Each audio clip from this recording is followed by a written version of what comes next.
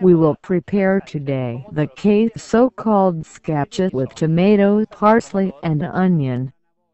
We need tomato paste, cheese, parsley, onion. Let's mix everything in the tomato paste, onion, parsley, cheese.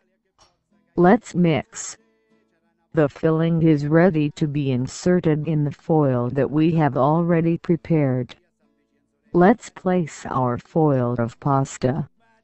Let's put the filling of tomato and other ingredients. This procedure must be done very quickly because tomato can soften too much the pasta and make hard to place the pasta in the tray.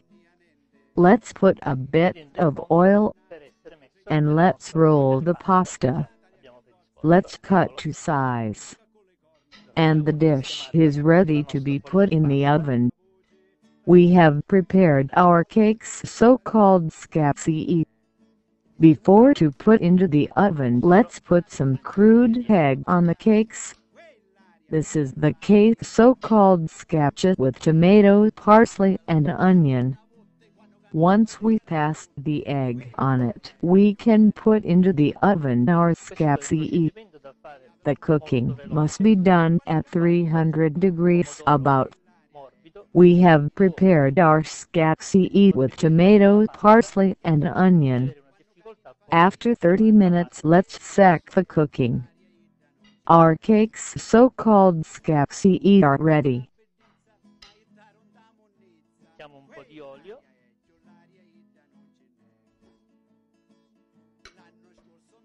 E giriamo subito la pasta.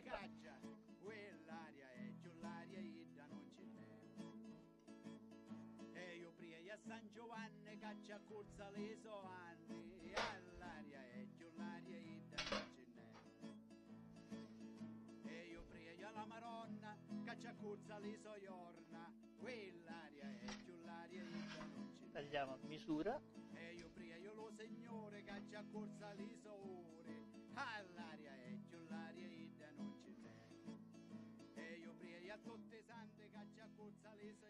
Il piatto è pronto per essere infornato.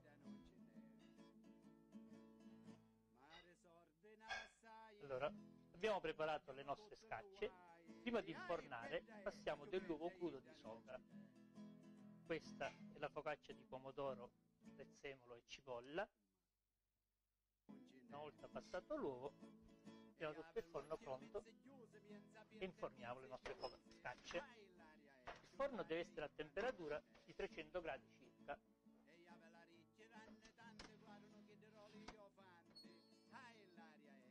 Allora, abbiamo preparato le nostre scacce di pomodoro, prezzemolo e cipolla, passati 30 minuti di quando le abbiamo infornati, vediamo se sono pronti. Le nostre scacce sono pronte.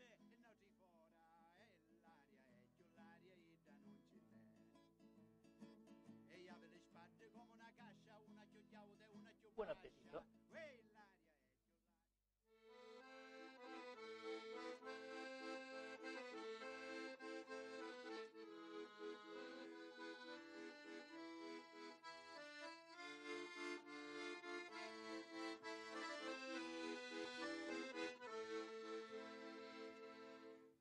Compare e comare, ora che t'ha mangiato e t'ha bevuto, prima che venite, ricordatevi il proverbio antico, che cu campo è geloso, muore cornuto.